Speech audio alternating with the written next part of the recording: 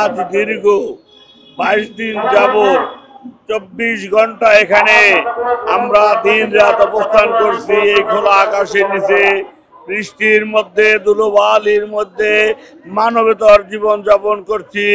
বাংলাদেশ স্বতন্ত্র ইফতেদায়ী মাদ্রাসার শিক্ষক শিক্ষিকা বৃন্দ, অনেক অনেক শিক্ষিকা রয়েছে, তাদের নাবালক শিশু রয়েছে তাদের সাথে।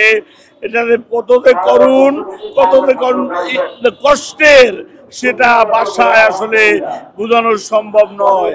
খেয়ে না খেয়ে দুপুরের খাবারে আমরা এখানে বসে শুধু মুড়িও খেয়েছি। আপনারা হয়তো দেখেছেন বা না দেখেছেন, কিন্তু সুশীল সমাজ, দায়িত্বশীল ব্যক্তিদের চোখে কি এগুলো পড়ে না?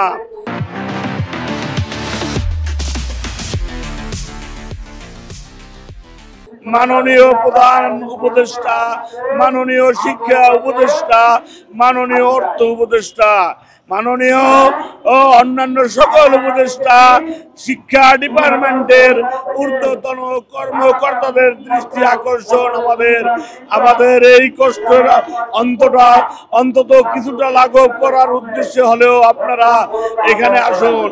গতকাল আমরা প্রায় 25-30 হাজারের মতো শিক্ষক শিক্ষিকা এখানে এসে আমরা কিন্তু এখানে সেই লং মার্চ করতে চেয়েছিলাম, কিন্তু পুলিশ আমাদেরকে ওখানে থামিয়ে দিয়েছে।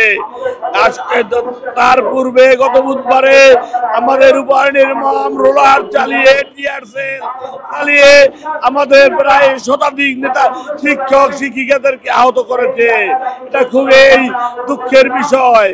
যখন প্রথম আন্দোলন হয়েছিল, আমাকে একটু পিছনের কথা বলতে হয়, 19 জানুয়ারি থেকে 25 জানুয়ারি পর্যন্ত আন্দোলন করে আমরা এখান থেকে শান্তিপূর্ণ আন্দোলন নিয়ে যেতে চেয়েছিলাম প্রধান উপদেষ্টার কার্যালয়ের উদ্দেশ্যে, কিন্তু আমাদেরকে শাহবাগ মোড়ে থামিয়ে দেয়।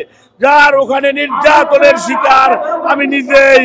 আমি মোহাম্মদ আমিনুল ইসলাম, পিরোজপুর জেলার নাজিরপুর উপজেলার নিসারিয়া উত্তর পূর্ব করদোয়ানিয়া স্বতন্ত্র ইফতেদায়ী মাদ্রাসা থেকে এসেছিলাম। ওই দিন আমি ঢাকা মেডিকেল কলেজে হাসপাতালে চিকিৎসা নিয়ে আমরা কিন্তু আন্দোলন চালিয়ে গিয়েছিলাম। 28 তারিখে আমাদের দাবি দয়া মেনে নেবে বলছে, পর্যায়ক্রমে জাতীয়করণ করা হবে। পরবর্তীতে বাজেটে কিন্তু আমাদের জন্য 728 কোটি টাকা বরাদ্দ করেছে, কিন্তু দীর্ঘ 9 মাস চলে যাচ্ছে, আজও তার বাস্তবায়ন দেখতে পাচ্ছি না।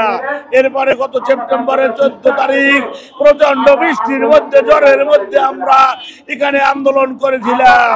সচিব মহোদয় এসে বলেছিল আপনাদেরকে 1 মাসের মধ্যে বাস্তবায়ন করা হবে। বাস্তবায়ন না করার কারণে আমরা কিন্তু পরবর্তীতে এই 13 অক্টোবর থেকে আবার আন্দোলন করে আজ 20 দিন অতিবাহিত হলো।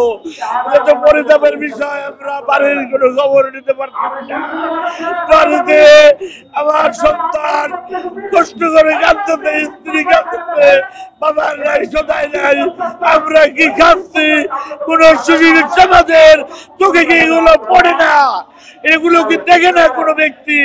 মাননীয় প্রধান উপদেষ্টা, মাননীয় শিক্ষা উপদেষ্টা, অন্যান্য উপদেষ্টাগণ, মাননীয় সচিবগণ, শিক্ষা ডিপার্টমেন্টের ঊর্ধ্বতন কর্মকর্তাদের দৃষ্টি আকর্ষণ করে বলছি, এখনো আপনাদেরকে সম্মান, সুযোগ, সালামবাদ, আরজ আপনারা সম্মানে আমাদের দাবি জাতীয়করণ করা, এটা এখানে এসে বাস্তবায়নতা আমাদের পরিপত্র নিয়ে, গেজেট নিয়ে আমাদের হাতে দিয়ে বিদায় দেওয়ার ব্যবস্থা করুন।